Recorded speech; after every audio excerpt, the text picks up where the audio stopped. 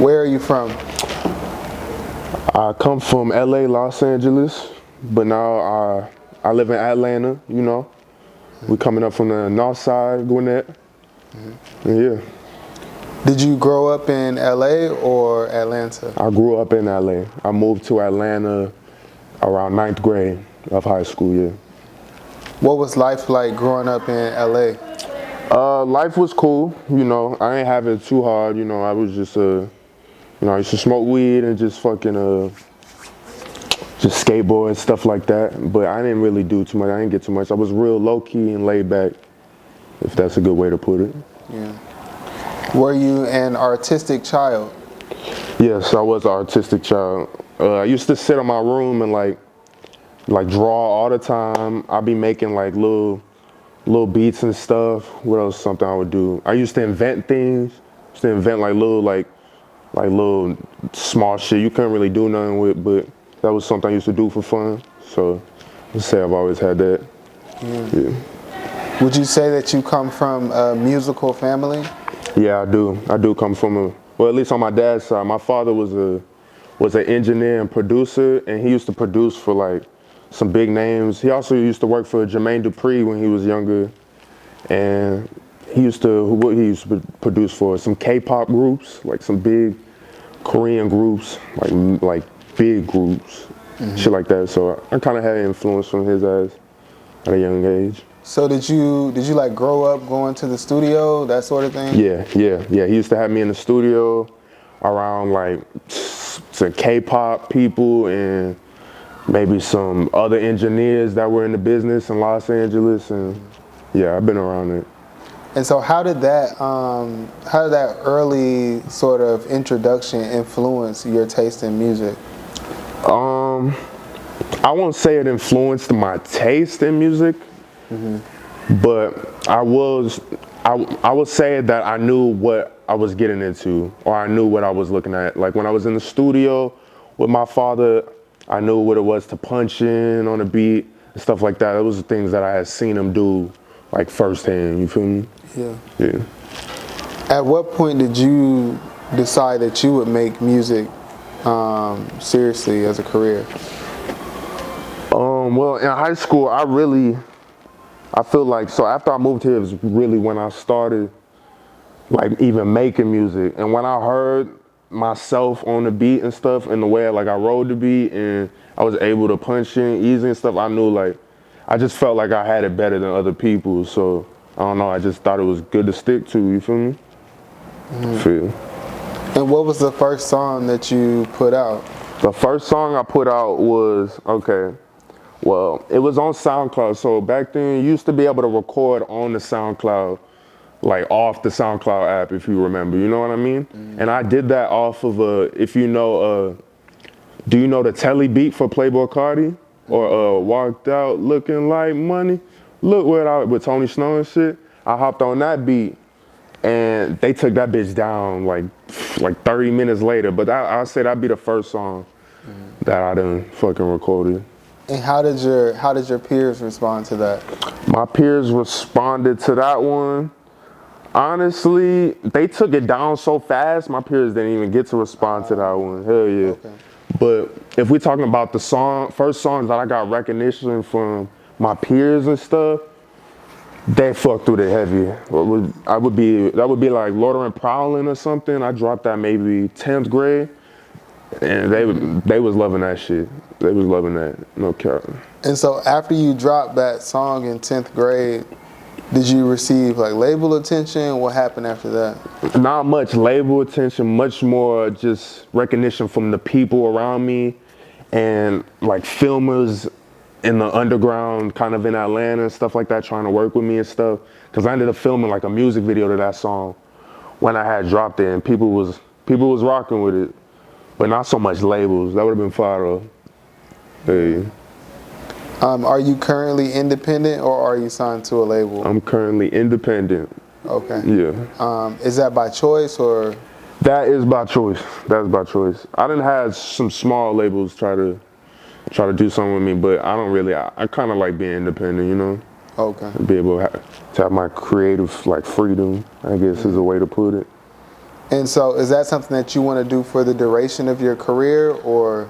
Honestly, I'm with whatever is good for the situation. So if anybody ever came with a good number or just a good team, a good whole plan, I would be fucking with it.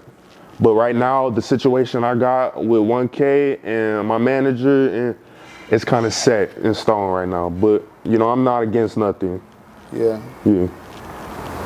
Have you faced any challenges on your music journey? Challenges on my music journey?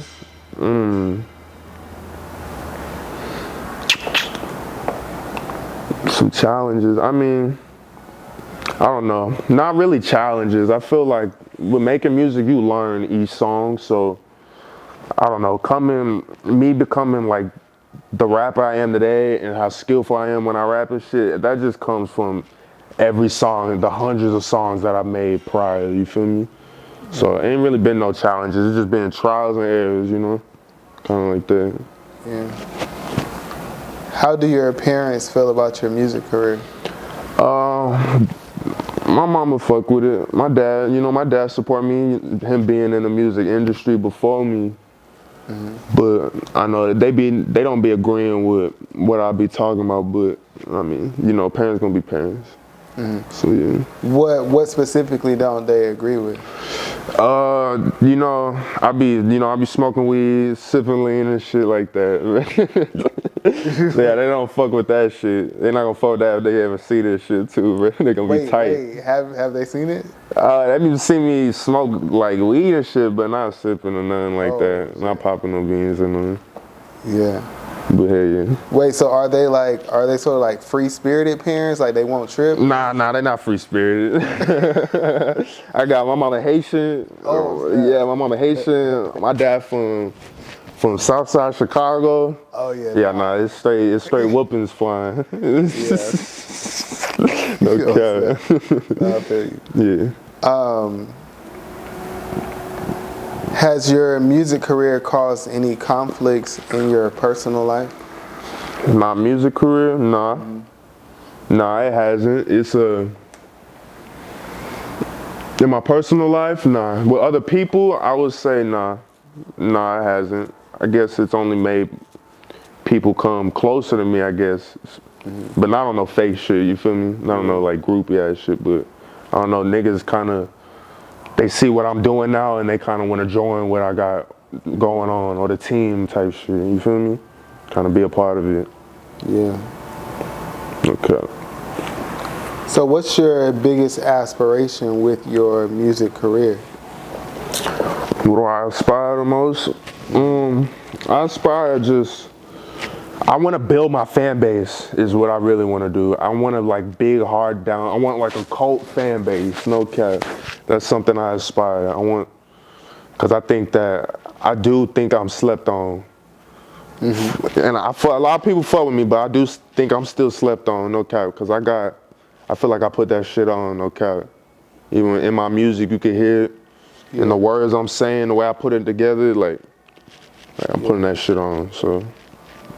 How did you come up with your name, POV Babyyy? I came up with okay, so first actually, I gotta start off from the beginning. The first name was Lil Tweaky, you know, some little stupid name, Lil Tweaky, because all the Lils were going crazy at the time. You feel me? It was like Lil Pump and like fucking, I can keep going, bro, Lil Yachty and all type shit. But I was like, let me just make something close to that.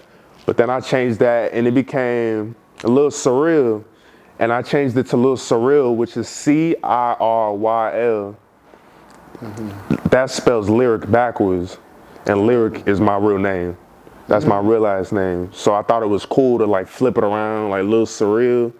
Niggas was fucking with that for a little bit. Niggas kept calling me Cereal. That was making me tight. No cap.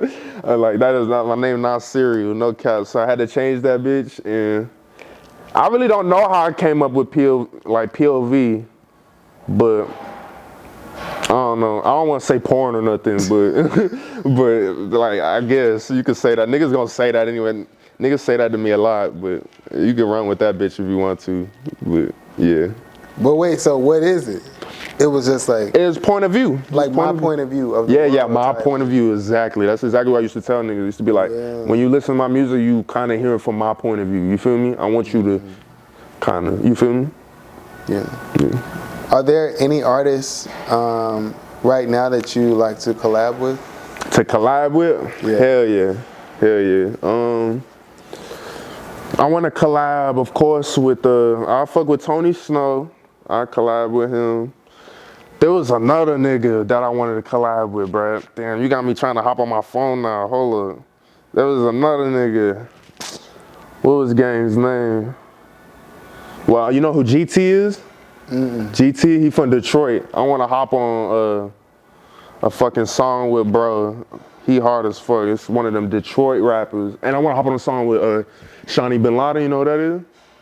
Yeah, it's a New York rapper. I'm real eclectic, so it's niggas from everywhere that I want to hop on with. So you're really into like the East Coast kind of sound? Yeah, the East Coast and the West Coast, obviously, for me being from LA. But right now, I'm kind of on my East Coast wave. Yeah. Okay. Are you a drill fan? I am. I actually got a drill tape about to drop. For real? Yeah, about to drop like maybe in a week or two. Shit's crazy. Like sample beats, all type shit. So were you inspired by New York drill or were you inspired by UK drill? New York. I'd say New York, more like Queens, Brooklyn. Were you watching the UK scene before or? Nah. I really, like I said, it was Shawnee Bin Laden I got into because this specific rapper uses sample drill beats, and I've really fuck with them shits. Yeah. Okay. Who's your favorite rapper?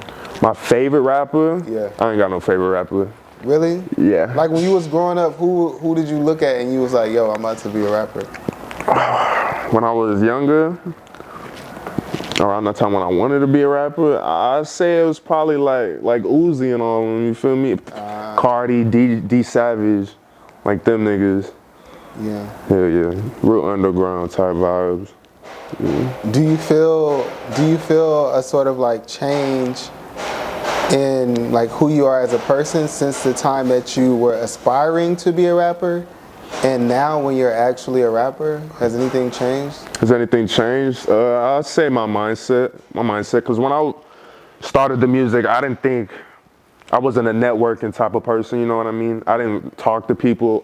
I kind of had to get out of my shell. My manager helped me get out of my shell, definitely, because I was kind of like socially like awkward a little. I ain't like talking to niggas like that. I won't say socially awkward because I'll go off on a nigga real quick, but I ain't like talking to nigga. I ain't like to be in a mix like that. But I'm better with that now, me being the rapper I am and having to go out and meet people and shit like that. So, let's say that. What's been the most memorable moment in your career so far?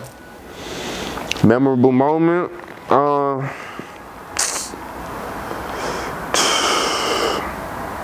I'd say when 10K Duncan, if you know who that is, he sent me back my feature after like 3 weeks. When he sent that hoe back, I was happy. That was a good moment for me. I know I was gonna use it because I thought it was a good business move, you feel me? So I said that would be a big move for me in my career, yeah. Did you end up dropping it? Yeah, I dropped it. Yeah, that shit went stupid. For someone watching this who aspires to do what you do, what advice would you have for them?